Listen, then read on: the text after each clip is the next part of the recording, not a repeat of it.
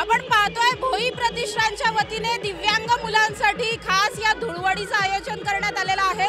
तुम्ही माझ्या मागची जर दृश्य पाहिली तर खूप मोठ्या प्रमाणामध्ये रंगांची बरसात झालेली आहे। सर्वजण या आनंदाच्या रंगात न्हाऊन गेल्याचं पाहायला मिळतंय। पाणी सुद्धा आहे, रंग आहेत विविध आणि आजूबाजूच्या परिसरातले नागरिक सुद्धा मोठ्या प्रमाणात या रंगपंचमीच्या धुळवडीच्या सणात सहभागी झाल्याचं पाहायला मिळतंय। अतिशय उत्साहात आहे सगळं वातावरण इथे आपल्याला पाहायला मिळतंय। काही राजकीय नेते सुद्धा या ठिकाणी आलेले आहेत, तसेच काही कलाकार सुद्धा आलेले आहेत आणि या सगळ्या आनंदामध्ये धुळवडीचा हा जो सण आहे तो साजरा केला जातोय। या ठिकाणी माझ्याबरोबर नुकतेच उमेदवारी जाहीर झालेले महाविकास आघाडीचे उमेदवार रवींद्र धंगेकर आहेत। भाऊ, काय सांगाल, तुम्ही रंगपंचमीच्या रंगात न्हाऊन निघलेले पाहायला मिळतात। आज भोई प्रतिष्ठानच्या वतीनं सामाजिक बांधिलकी मानणारं हे व्यासपीठ आहे आणि दरवर्षी या कार्यक्रमाला मी येतो। आजही सहभागी झालो। पुणेकरांना धुळवडीच्या शुभेच्छा देतो। काय सांगाल, रंग खेळला तुम्ही जोडीने? हो, खूप आनंद होतोय। रंग आज धुळवड आहे। मी सगळ्या तमाम पुणेकरांना धुळवडीच्या हार्दिक शुभेच्छा देते आणि भोई प्रतिष्ठान दरवर्षी हा कार्यक्रम भरवतो। आम्ही दरवर्षी इथं येऊन सगळ्यांना भेटतो आणि रंगाचा आनंद घेतो।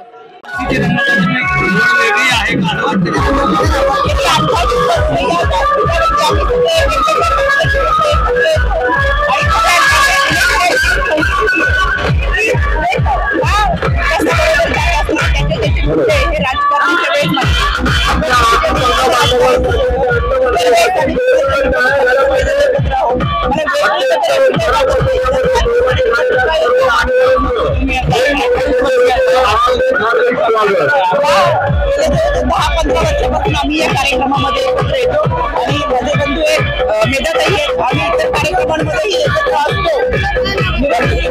मात्र आम्ही आमच्या विचार मांडत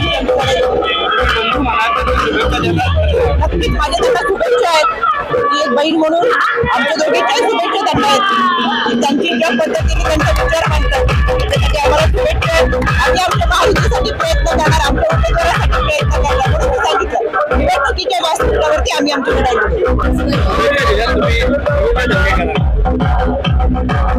माझं हेच आवाहन आहे विकसित भारताच्या अभियानामध्ये सहभागी होऊन त्यांनी कमलाचं बटन दाबावं आणि नक्कीच हा सण हा त्यांच्या वतीने आयोजन केला अनेक वेगवेगळ्या पक्षाचे अनेक वेगवेगळ्या क्षेत्रातले लोक सुद्धा इथे सहभागी होतात आणि ही पुण्याची संस्कृती आहे की ज्याच्यामध्ये सगळे आपले राजकीय अभिनिवेश आपले विचार विसरून या सणासाठी सगळेजण एकत्र सगळ्यांना शुभेच्छा।